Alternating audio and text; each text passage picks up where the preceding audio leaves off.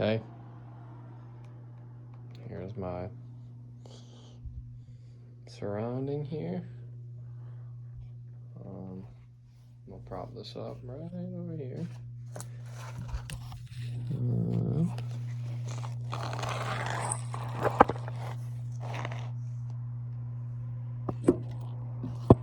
Use this apple, and I believe you will see me.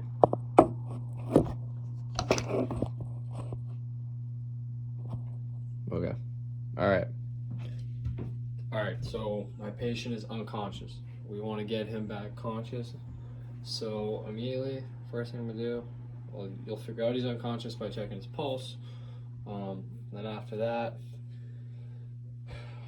I'm gonna try to figure out the root of the problem. Is it his head? He might wake up after a couple seconds because of concussion or head trauma, or he might be having heart issues, or so you might have to bring an AED out. He might be having issues across his body, so you have to figure out the problem first. Then after that, we're going to start with the head. So immediately with the head, we're looking for, like different, first off, visual things, laceration. We're looking for contusions. We're looking for any deformities, stuff like that. Checking that all around, making sure that our patient's head isn't, like physically hurt. And then we check for, especially with deformities, you want to make sure they're not obviously bleeding anywhere. So you do a little chunk test as well, up and down the body. And then we check so we start doing their head, we do that, then we get to the neck. So for the neck, we want to make sure that the spine is okay. So we'll do a little spinal test, just up and down, feel it out, see if there's any pain. This is all when they're conscious. And then if they can't feel any pain, you pinch them on the nerve, on the trap, right here, or right here. Usually it's on this side. And then we continue, and we go, for the neck, we want to make sure the throat's in line too, because as Kelly has previously stated, there have been times where the throat has been altered. So if we continue, we go to the chest, we're looking for any deformities, make sure we want to listen to their breathing, we want to watch their breathing, we want to watch the chest fall and rise. Even if it's at an irregular rate of breathing, that's still an issue. We want to make sure that they're consistently breathing, so they're not in pain, because if they're whether it's irregular, that's a big issue. It needs to be. So something like that. Check their heart rate as well. The little thing on their finger, like that. And then we check their arms and their shoulders. So for shoulders, we want to make sure we can push down a little bit, no pain. And then we want to move them around. And then we want to feel out their arms as well.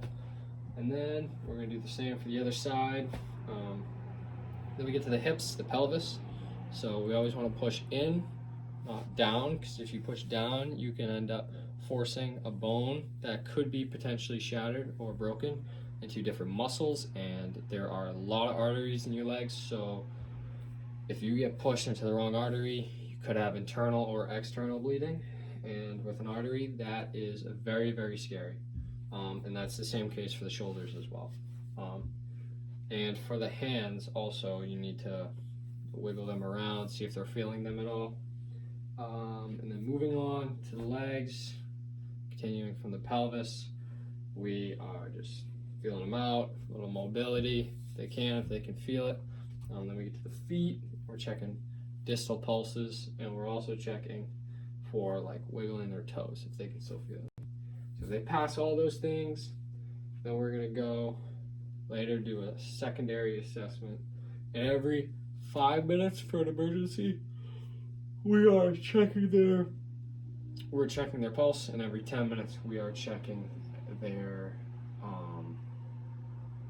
pulse if it's like more relaxed heart rate, normal heart rate. So secondary assessment, we are doing the same thing. So we are starting with the head. We'll do a little chunk test. Then we do check the neck, which, depending on how unstable it is, you might need a C collar, you might not. And then we go chest. Want to make sure the breathing's good, no deformities in the head, neck, or chest. Shoulders up and down, all around. Make them move them a little bit. You can pinch or trap if they're not feeling pain still. We go here, check them.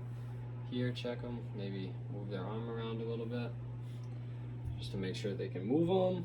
And then we go in, not down, with the pelvis. Can't stress that enough. Then we check their legs.